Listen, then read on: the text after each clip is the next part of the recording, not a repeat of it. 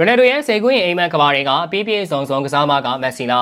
ပြည်သူများမဲမင်လာပါခင်ဗျာတနင်္လာနေ့ကွန်ရှေကောအွန်လိုင်းအချင်းကနေပြန်လည်ကြိုလိုက်ပါရင်ဘာလုံးကဘာရဲ့ပြန်ဆိုင်မှုပြင်းထန်ဆုံးနဲ့ရှီလျားဆုံးစကားရေးလူပွဲကတော့လီယိုနယ်မက်ဆီနဲ့ခရစ္စတီယာနိုရိုနယ်ဒိုဘယ်သူကပိုကောင်းလဲကစားသမားလဲဆိုတာပါပဲမက်ဆီရတာကိုကြိုင်းနေတဲ့သူတွေကတော့ရိုနယ်ဒိုကိုဂရိမတွေ့ဘူးတလို့ရိုနယ်ဒိုကိုစံပြထားတဲ့သူတွေကတော့မက်ဆီကိုအထင်မကြီးကြဘူးဖြစ်ပါတယ်နှစ်ဦးစလုံးကစံချိန်မတန်းနေစူပလာတွေအများနဲ့မတူအောင်တကွေးတစ်ခုစိုက်ထူရယူထားခဲ့ကြပြီးဘာလုံးကဘာရဲ့အဆင့်မြင့်ဆုံးနေထားမှရှိနေခဲ့ပါတယ်အခုဆိုရင်တော့နှစ်ဦးစလုံးဟာကစားမဘွားနေဝင်မီးစာငင်းချင်းကိုရောက်ရှိနေပြီးများမကြခင်နှစ်များမှာသူတို့နှစ်ဦးစလုံးကိုမြက်ခင်းစိမ်းပေါ်မှာထပ်မံမြင်တွေ့ဖို့ရမရှိတော့ပါဘူးမက်ဆီကတော့သူ့အနေနဲ့အလိုချင်ဆုံးဆူလာဖြစ်တဲ့ကမ္ဘာပလားကိုရရှိသွားပြီမို့လို့ဘာကိုမှထပ်မလို့တော့ကြောင်းဝန်ခံပြောဆိုထားပေမဲ့ရိုက်ဒိုကတော့လာမယ့်ကမ္ဘာပလားပြိုင်ပွဲမှာဝင်ရောက်ရှင်ပြိုင်ခွင့်ရဖို့ဆက်လက်ကြိုးစားသွားအောင်မှာဖြစ်ကြောင်းထုတ်ဖော်ပြောကြားထားပါတယ်လက်ရှိမှာရိုနယ်ဒိုကအန်ဆာအသင်းအတွက်ကစားနေပြီးဂိုးတွေတိုင်းတိုင်းသွင်းပြနေပါတယ်တစ်ဖက်မှာမက်ဆီကတော့အင်တာမီယာမီမှာပဲလက်ကျန်ကစားမဘွားကိုအေးလူလူဖြတ်တန်းနေပါတယ်ဒေတာကတော့ဂုံတစ်ပါးစလုံးကိုအနာဂတ်မှာဥရောပထိပ်တန်းအဆင့်ပြိုင်ပွဲတွေမှာတွေးမြင်ခွင့်ရတော့မှာမဟုတ်ပါဘူးမက်ဆီနဲ့ရိုနယ်ဒိုကဆယ်စုနှစ်နှစ်ခုနေပါဘောလုံးလောကကိုသူတို့ပြန်ကိုယ်ပြန်အုပ်စိုးခဲ့သူတွေဖြစ်ပြီး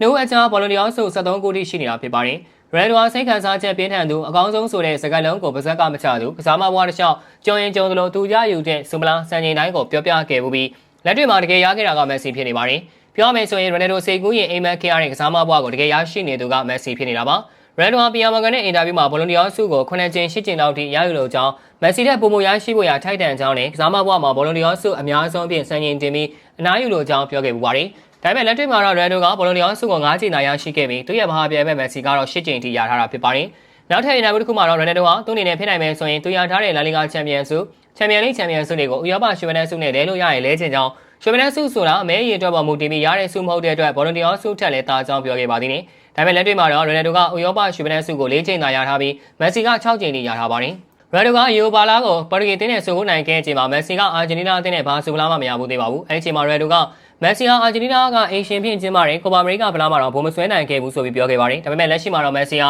ကိုပါအမေရိကအပြင်ကမှာကမ္ဘာဖလားမှာပါချန်ပီယံဖြစ်နေခဲ့ပြီဖြစ်ပါတယ်ကမ္ဘာဖလားဆိုတာရိုနယ်ဒိုအင်မတန်လိုချင်တဲ့ဖလားပါပဲချက်မိတ်ဆိုတာချက်အားကစားနည်းမှာတုံးတဲ့အသုံးတော့မဟုတ်ပါဘူးနေရာတိုင်းမှာလည်းရှိပါတယ်မက်ဆီနဲ့ပတ်သက်လာရင်ချက်မိတ်ဖြစ်ချင်သူအနိုင်ရချင်သူကကျွန်တော်ဖြစ်ချင်တယ်ဒီလိုဖြစ်လာမယ်ဆိုရင်အရန်ကိုလှပမှာပါကျွန်တော်ကိုပိုကောင်းတယ်လို့ထင်တဲ့သူတွေရှိသလိုမက်ဆီကိုပိုကောင်းတယ်လို့ထင်တဲ့သူတွေလည်းရှိမှာပါဒါပေမဲ့အဆုံးစွန်သောဒီနေ့မှာအွန်လိုင်းသူကပေါ်လာပါလိမ့်မယ်အဲ့ဒီလူကကျွန်တော်လိုပဲထင်တယ်လို့ဒီစကားတွေကိုရိုနယ်ဒိုပြောခဲ့တာပါဒါပေမဲ့လက်တွေ့မှာချက်မိတ်ဖြစ်ခဲ့သူအွန်လိုင်းသူကမက်ဆီဖြစ်နေခဲ့ပါတယ်မက်ဆီကရိုနယ်ဒိုဖြစ်ချင်ခဲ့ဆုံးအရာတွေကိုအကောင့်ထဲပေါ်သွားနိုင်ခဲ့သူလည်းဖြစ်ပါတယ်ရိုနယ်ဒိုရဲ့စေကူရင်အိမ်မက်ကဘာတွေကပြည့်ပြည့်စုံစုံကစားမကမက်ဆီလိုပဲဆိုရတော့မှာဖြစ်ပါတယ်ဟုတ်ကဲ့ပါဗျာဗီဒီယိုလေးကတော့ပါပဲနောက်နေ့မှာလည်းအားကစားနဲ့ပတ်သက်တဲ့သတင်းချောင်းတွေကိုတင်ဆက်ပေးတော့မှာဖြစ်တာကြောင့်ကျွန်တော်တို့ရဲ့ page တွေကို like and follow လုပ်ပြီးဒီဗီဒီယိုလေးကိုလည်း share ပေးကြပါအောင်လို့ပြောရင်းနဲ့ညီကုန်းချုပ်လိုက်ရပါတယ်ခင်ဗျာ